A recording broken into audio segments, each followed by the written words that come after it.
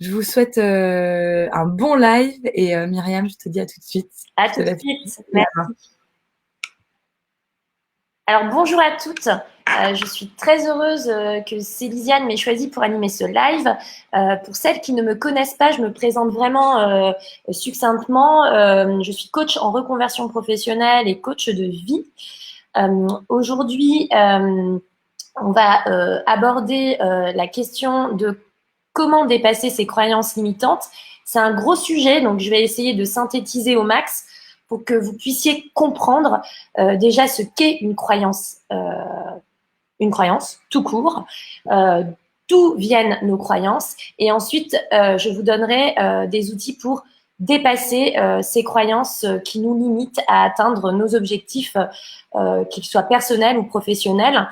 C'est vraiment le centre du coaching que de travailler sur les croyances limitantes. C'est ce qui bloque souvent le coaché à élaborer son plan d'action, à se mettre en œuvre. Donc, c'est très, très important de parler de ce sujet-là aujourd'hui. Alors, une croyance, qu'est-ce que c'est? Une croyance, c'est une certitude que nous avons, consciente ou non, sur nous, sur les autres, sur le monde et la vie en général. Tout ce que nous pensons, tout ce que nous croyons constitue notre système de croyance. Il y a une phrase de Bouddha qui résume très bien ce qu'est une croyance. Nous sommes ce que nous pensons. Tout ce que nous sommes résulte de nos pensées.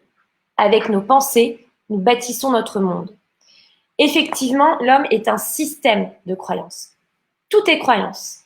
Et vos croyances influencent vos décisions et vos croyances influencent vos comportements qui en résultent. D'où l'importance de conscientiser ces croyances-là.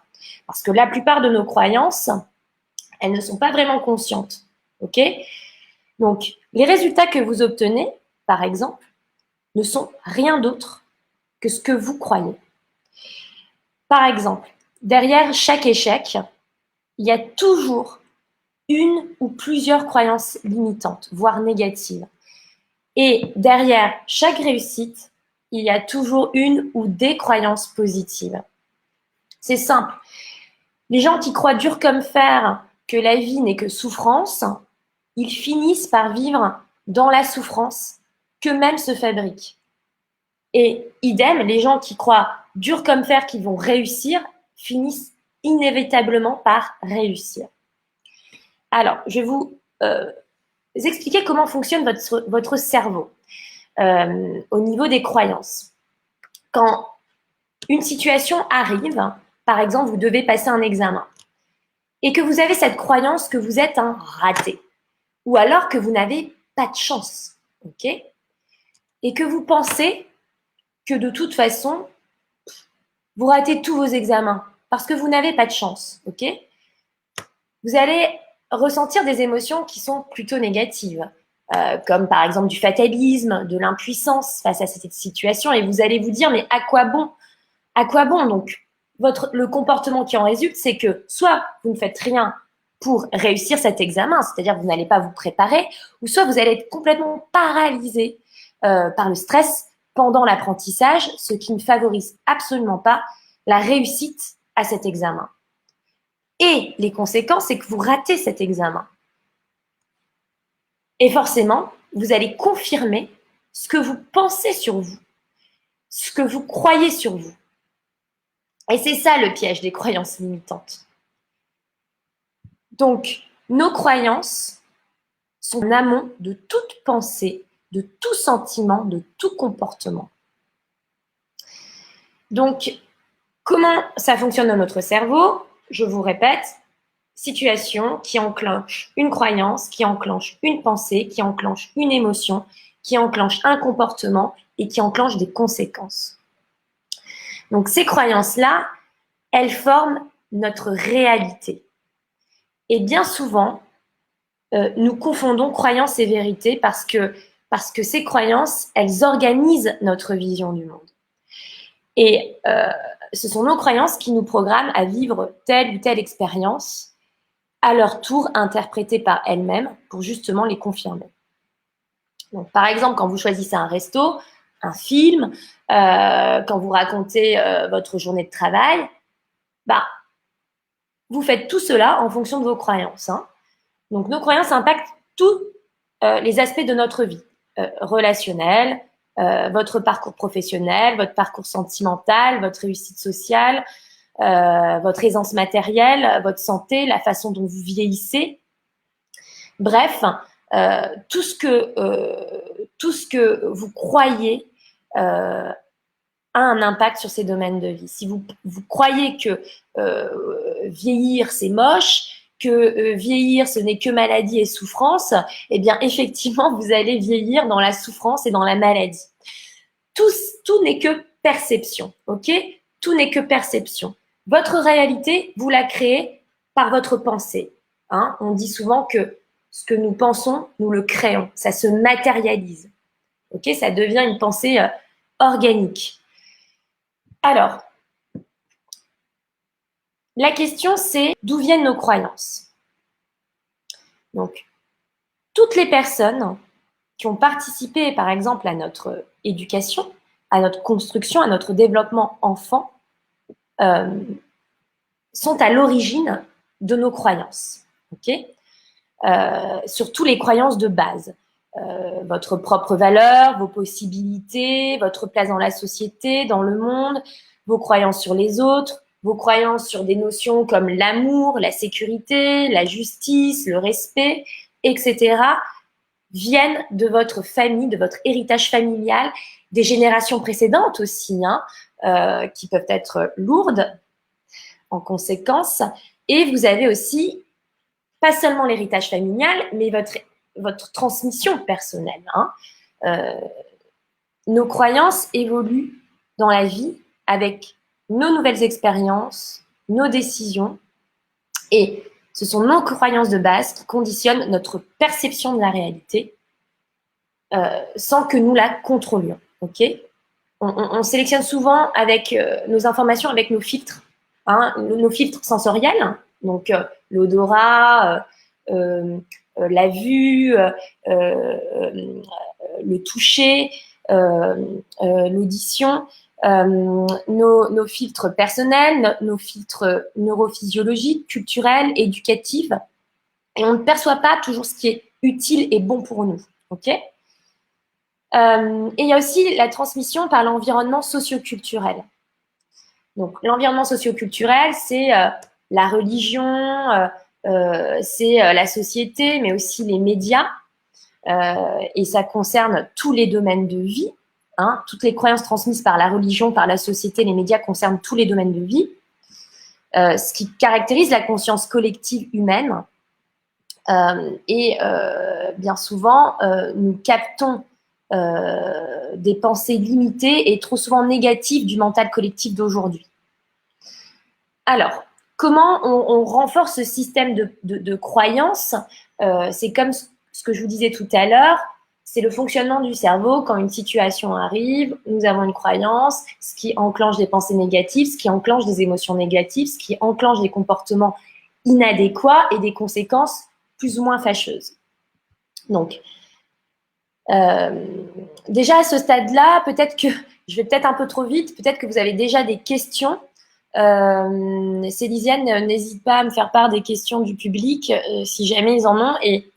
Et justement, si les personnes en replay ont des questions, j'y répondrai sur le compte plus tard.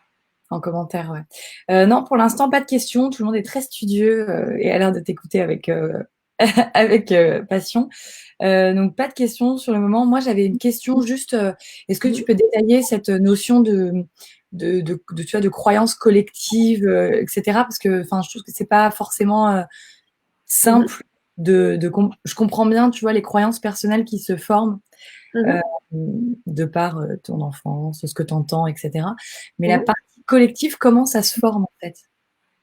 Bah, on a la conscience collective, hein, les croyances collectives, on en a tous. C'est pratiquement de l'ordre de l'inconscient collectif quelque part. Par exemple, il y a des croyances qui sont issues de la religion.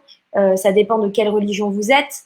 Mais si vous êtes de la religion, par exemple, catholique, le mariage, l'union sacrée, par exemple, est indispensable pour vivre une union, on va dire, légitime aux yeux de Dieu. Donc, si vous partez avec cette croyance, pour vous, il est très important, voire vital, de se marier. Et si vous rencontrez une personne qui n'a pas la même croyance que vous à ce moment-là, ça peut être très compliqué de continuer cette union, puisque vous venez de deux mondes qui sont complètement différents culturellement. D'accord. Ça peut être aussi des croyances issues des médias. On voit bien qu'avec le Covid, il y a eu des messages qui ont été véhiculés, des messages aussi de peur. Donc, si vous regardez, si vous êtes branché sur BFM TV 24 heures sur 24 et que vous regardez tout ce qui se dit sur le Covid, vous pouvez finir par avoir des croyances très fatalistes, très négatives sur aussi et croire que ce n'est pas, enfin qu'il n'y a pas de solution, croire qu'il n'y a pas d'issue ou de solution ou comment dire, ne voir que le négatif de cette situation-là aussi. D'accord. Okay. Aussi du positif de par ce qui est arrivé par le Covid, par exemple.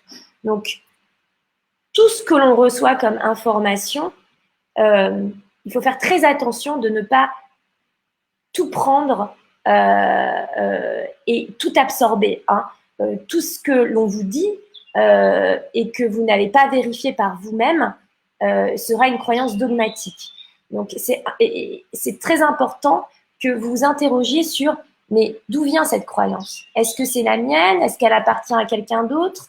Est-ce qu'elle appartient aux médias? Est-ce qu'elle appartient à mes parents? Est-ce qu'elle appartient aux professeurs qui ont participé à mon éducation? Est-ce que j'ai envie de faire cette croyance mienne? Est-ce que cette croyance me rend heureuse? Est-ce que cette croyance est finalement utile dans l'atteinte de mes objectifs? Oui ou non? Et si elle est inutile, alors on la jette à la poubelle et on se forge une croyance beaucoup plus porteuse et ressourçante. J'espère que j'ai répondu à ta question. Ok. Ouais, très bien. Ça marche. Bah, du coup, je te laisse reprendre la main. Je pense que tu vas nous donner des petits outils sur comment on fait justement pour faire le tri et voilà, et jeter à la poubelle des croyances dont on n'a pas besoin. Allez, c'est bon. C'est parti. Alors, comment dépasser vos croyances limitantes? Alors, c'est vraiment... les gens dépassent difficilement leurs croyances. C'est vraiment pour ça que parfois, il est indispensable d'être accompagné par un coach pour les dépasser. D'ailleurs, c'est le rôle du coach de détecter ces barrières pendant l'élaboration, par exemple, du plan d'action et mettre en place des solutions pour les déjouer. C'est ce qu'on appelle en coaching les stratégies de sabotage. Hein. Chacun va mettre des obstacles pour ne pas arriver à atteindre son objectif. Donc, pourquoi c'est difficile de dépasser ses croyances? Parce que tout simplement, comme je le disais tout à l'heure, ces croyances, c'est vraiment constitutif, sont des éléments constitutifs de notre être. Hein. La majorité des personnes ne peuvent vraiment que difficilement les aborder avec du recul et de la distance. Hein, parce que ces croyances, c'est soit un rempart de protection, soit c'est un élément, c'est le centre de notre équilibre psychique. Bref, ces croyances, c'est du conditionnement. Ok? Donc, le conditionnement, on sait que c'est un frein puissant au changement en général et au changement des croyances. Donc, par exemple, je vais vous prendre le symbole de l'essaim de mouche. Donc, vous avez des mouches sous un globe qui tournent sous ce globe. Vous enlevez ce globe et les mouches continuent à tourner dans ce périmètre. Bien, c'est pareil pour l'homme. L'homme, il vit enfermé dans les limites de ses croyances et de sa propre vision du monde. Donc, les croyances socioculturelles, relationnelles, sur le monde en général, sur ses propres capacités, sont souvent le premier obstacle à son développement et à l'expression de son propre potentiel. Et parvenir à dépasser ses croyances profondes sur sa propre capacité à réussir, ça nécessite parfois de violer certaines loyautés familiales, souvent inconscientes, Et ça revient pratiquement à modifier son destin familial tout entier, sur lequel la personne s'est construite et sur lequel repose toute son identité et sa personnalité. C'est pour ça que c'est difficile. D'où l'importance parfois d'être accompagné par un coach pour déraciner ses croyances néfastes. Alors, comment identifier ces croyances? Déjà, écoutez-vous, soyez vigilant. Dès que vous commencez une phrase par « je pense que »,« je crois »,« je suis sûr »,« c'est bien d'eux »,« c'est mal d'eux »,« il est essentiel d'eux », alors là, vous êtes en train de parler de vos croyances. Écoutez aussi les autres parler. Dès qu'ils utilisent ce vocabulaire-là, la personne est en train de vous dévoiler son système de croyances. Donc, les croyances sont liées à 3 règles qui sont en elles-mêmes des croyances. Le pouvoir, la puissance et la permission. Le pouvoir, c'est ce que je peux ou ne peux pas faire. La puissance, c'est ce que je me crois capable ou ce que je ne crois pas capable de faire. Et enfin, il y a la permission, ce que je m'autorise ou ne m'autorise pas à faire. Pour reprendre la notion de pouvoir. Alors, pour reprendre son pouvoir, en coaching, il y a une notion essentielle. Il faut assumer ses responsabilités, être acteur de sa vie et non victime des situations qui se présentent à vous, ne pas subir sa vie. Donc, assumer et ne pas accuser les autres des circonstances ou de ses actes ou de son passé. Ok ? Ensuite, pour avoir de la puissance, il faut acquérir des compétences. Donc, si vous ne vous sentez pas capable de faire quelque chose aujourd'hui, peut-être qu'il y a des compétences à développer, à améliorer. Ok ? Et ensuite, il y a la permission. La permission, c'est ce qui va vous permettre d'installer des croyances aidantes, qui va faciliter votre prise de décision, vos choix, qui va vous permettre de vous adapter aussi au contexte et aussi à mettre en place de nouveaux apprentissages. Donc, interrogez-vous, de quelle autorisation avez-vous besoin aujourd'hui? Est-ce qu'aujourd'hui, vous avez besoin de vous autoriser à grandir, à changer, à devenir un adulte, à être plus responsable, d'avoir des projets, de se projeter dans un futur, d'avoir de l'ambition? Est-ce que c'est la permission de savoir, d'apprendre des choses, de chercher des réponses, de ne pas être dans l'incertitude? Est-ce que c'est la permission de penser, d'avoir un avis, une opinion, de dire tout ce que vous pensez, d'avoir un avis différent des autres? Est-ce que c'est la permission de réussir, d'atteindre vos objectifs, d'être fier de vous donner les moyens d'avoir ce que vous désirez vraiment?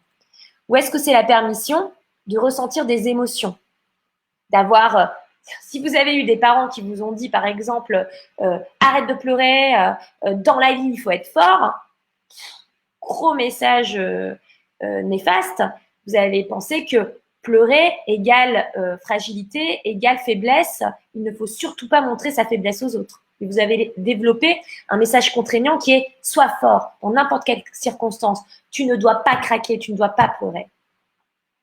Et là, j'ai envie de vous dire, permettez-vous de ressentir vos émotions, permettez-vous d'être triste, d'être en colère, de pleurer, permettez-vous d'exprimer cette colère, mais aussi permettez-vous d'aller bien, d'être joyeux.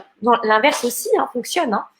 La permission aussi d'avoir du plaisir, de prendre du plaisir, la permission de vous faire confiance et de faire confiance à l'autre, de demander de l'aide, de compter sur les autres, de partager ses peurs, ses doutes, ses secrets, d'avoir confiance en soi, en ses capacités, la permission d'être proche des gens, de nouer des liens, d'être entouré, de ne pas être seul, d'avoir un intérêt aux yeux des autres, d'avoir sa place dans la société. Et aussi la permission de garder une part d'enfance, d'avoir des rêves, des envies, d'être spontané, réfléchi. Connectez-vous à votre enfant intérieur, parce que ça parle de vos envies profondes, de votre insouciance, de votre légèreté, de votre impertinence. Alors, comment modifier une croyance? Alors, c'est simple. C'est très simple. La première question, c'est qu'est-ce qui vous empêche d'atteindre vos buts et de pouvoir vivre la vie que vous voulez et que vous méritez? Qu'est-ce qui vous en empêche? pouvez aussi vous poser cette question, pour quelle raison aujourd'hui n'ai-je pas réussi? Et ensuite, vous prenez un petit carnet et un petit stylo et vous allez écrire par rapport à une situation que vous rencontrez ou un événement, voilà. Vous restez très factuel, que s'est-il passé? Vous écrivez ce qui s'est passé. Et ensuite, vous allez écrire les idées qui vous viennent. Qu'est-ce que vous vous dites? Qu'est-ce que vous pensez? Qu'est-ce que vous croyez? Ok, vous allez noter. Et de quoi avez-vous peur? Vous notez les idées qui vous viennent. Au moins 4-5 idées. Ok. Et ensuite, vous allez essayer de rendre conscient le champ des émotions, vos émotions. Donc, posez-vous la question, dans quel état émotionnel êtes-vous lorsque vous vous trouvez dans cette situation? Est-ce que vous ressentez de l'agacement, de la colère ou au contraire de la joie? Qu'est-ce que vous ressentez? Comment cela se traduit physiquement et où précisément? Ok, parce qu'une émotion, c'est une sensation physique. Donc, soyez alerte, auto-observez-vous. Et ensuite, ce qui est aussi intéressant, c'est de repérer si ces croyances-là sont des croyances de soumission ou de domination. Alors, il y a 4 types de croyances qui vont dans le sens de la soumission aux autres. C'est par exemple vouloir plaire et être aimé à tout prix. C'est ce qu'on appelle le fait plaisir. Ou alors avoir besoin d'agir en accord avec les règles et avoir une image confort. Hein, rester dans le moule à tout prix. Hein. Ou alors laisser l'initiative aux autres. Bon, comme ça, on s'enlève toute responsabilité. Et si ça ne marche pas, on peut accuser les autres. Ou alors ressentir de la culpabilité et éviter de prendre des décisions. Comme ça, si ça ne marche pas, on ne se sent pas coupable et tout va pour le mieux, alors que pas du tout. Ensuite, il y a 4 types de croyances qui vont dans le sens de la domination. Il y a s'opposer et être critique, être autoritaire et contrôlant, avoir besoin de gagner et être le meilleur, ou encore vouloir atteindre la perfection. Et ça, souvent, ce sont les soi parfaits ou les soi forts. Okay, c'est des messages inconscients qu'on a reçus pendant l'enfance. Hein. Tout ça, c'est drivé par ces messages-là. C'est pour ça que je vous ai parlé des croyances héritées de la transmission familiale, voire des générations précédentes. Une fois que vous posez tout ça, posez-vous la question de comment maintenant, qu'est-ce que ces émotions ont enclenché comme comportement? Est-ce que ça a enclenché des comportements inadéquats, adéquats? Donc, vous allez interroger, vous allez plutôt activer le levier douleur ou plaisir de ces comportements. Est-ce que ces comportements, ces croyances vous ont apporté un comportement qui a été plutôt négatif? Qu'est-ce que vous avez raté dans votre vie à cause de ces comportements, par exemple? Qu'est-ce qui vous a mis en échec, concrètement? Donc, écrivez-le. OK? Et ensuite, quelles ont été les conséquences de ces comportements?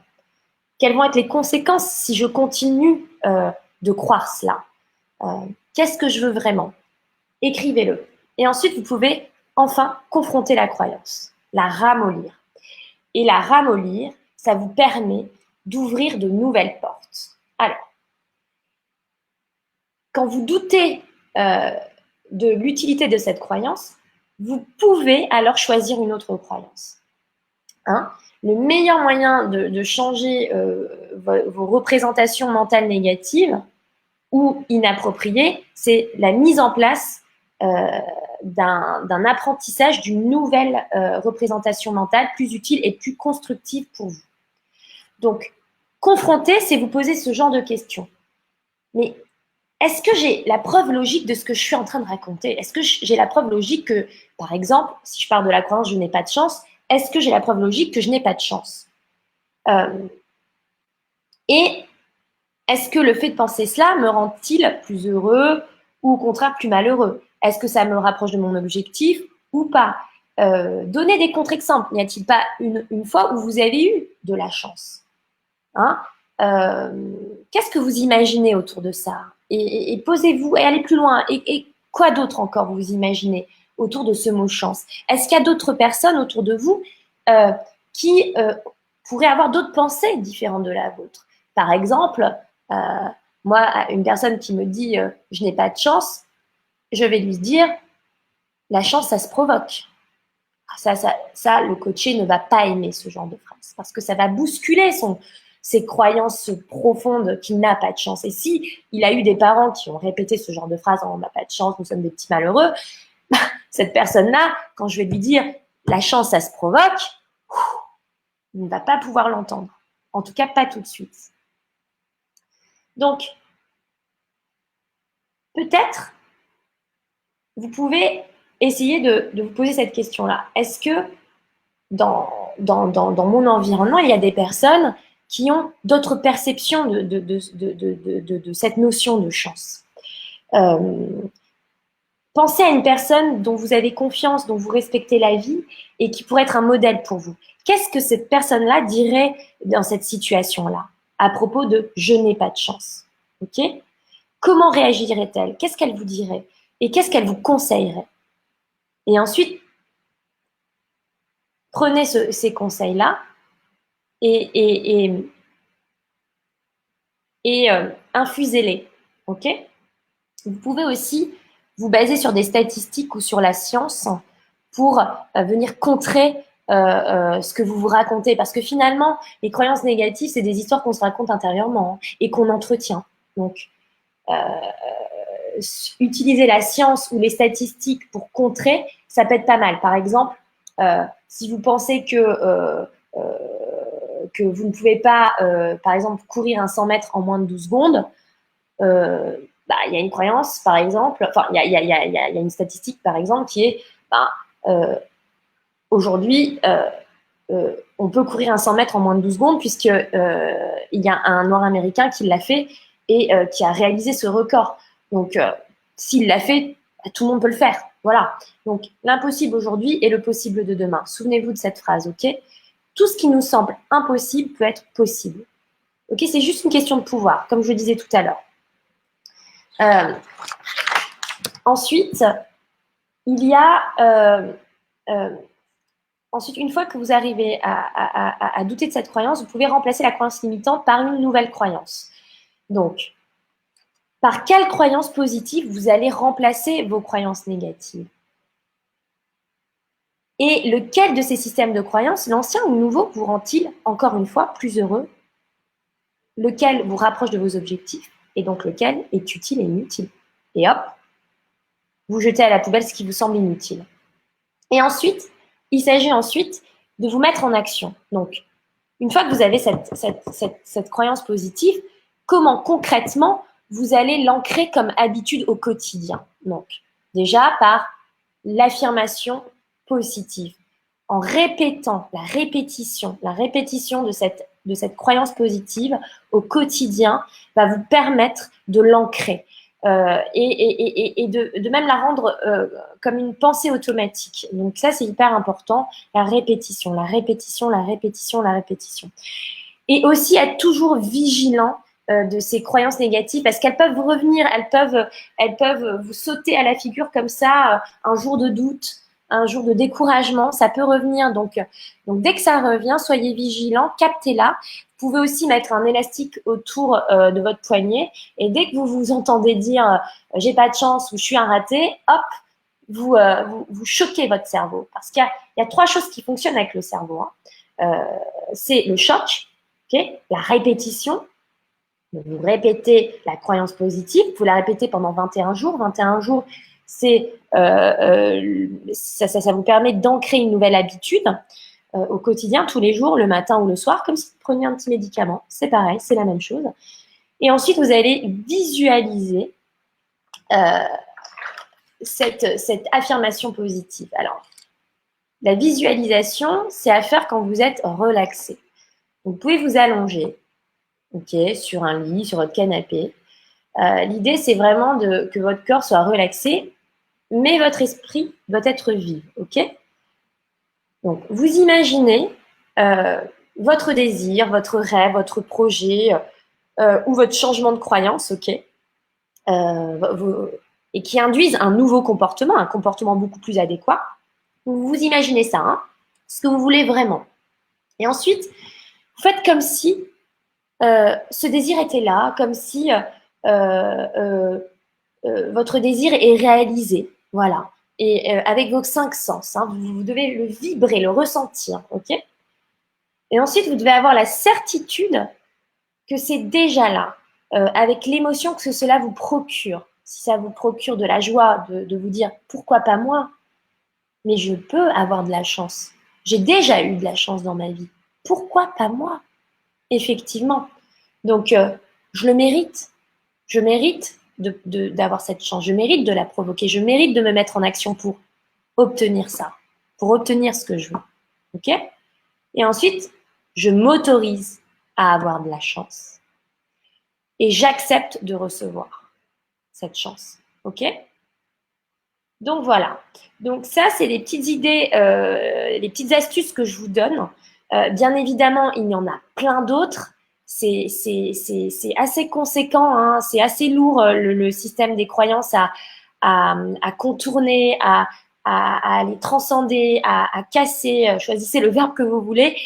Ça peut aussi, les croyances peuvent résister et si elles résistent, il y a un tout petit exercice à faire qui est pas mal.